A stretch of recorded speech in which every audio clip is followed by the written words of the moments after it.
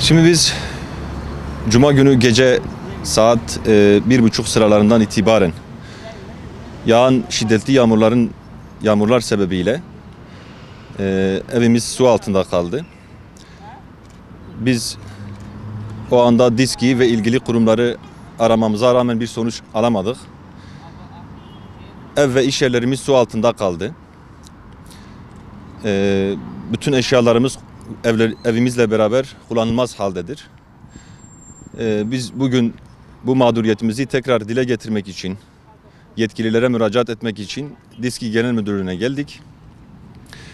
İlgili yetkililerin burada olmadıklarını söylediler. İşte vekaleten kalanlar da bizi dinlediler. Resmi müracaatımızı da, dilekçemizi de verdik. Ancak yetkililer bize hayır duasında bulundular. Allah yardımcınız olsun dediler. Bizlik bir sorun yok. Sel kalkmış falan, bu tür saçma sapan şeylerin bizi uğurladılar, karşıladılar diyelim. Şimdi biz bu hayır duasını 2-3 gündür koluk komşudan, yaşlıdan alıyoruz. Bu mağduriyetimiz DİSKİ sebep değilse, o sebep değil, bu sebep değil, kimdir o zaman?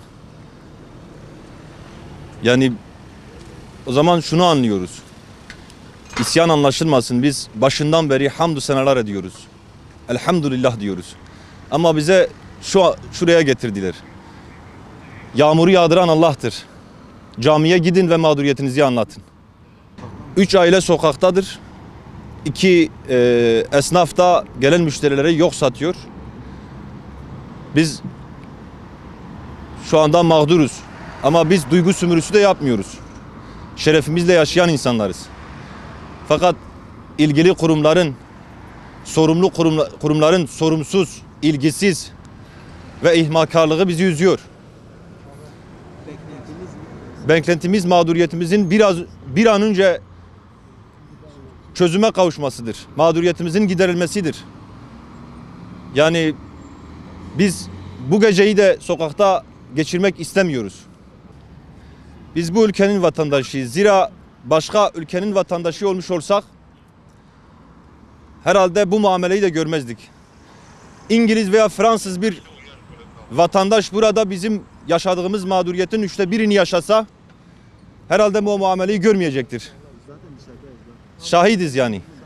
Ya arkadaşım dışarıdayız zaten. Sen ne konuşuyorsun? Ya burası. Şu anda açıklama yapmamıza bile izin vermiyorlar. Yani biz başvurduk. Ben o müdürün gelsin buraya o zaman. Saygısızlık yapma abi. Sen yapıyorsun Gel işte. böyle. Ben dışarıdayım. Abi siz gel abi böyle. Açıklamamızın yani biz derdimizi medyaya anlatıyoruz. Arkadaşlar bırakmıyor. Birazdan darp edileceğiz. Mağduriyet üstüne mağduriyet. Nelerin içindeyiz yok mu? Bırakın da gitsin.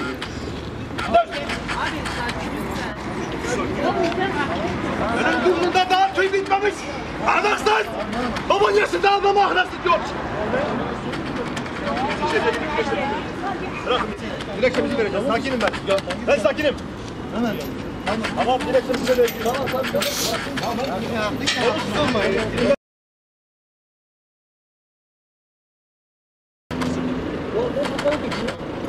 Babası yaşında adama hakaret ediyor. Gel sen.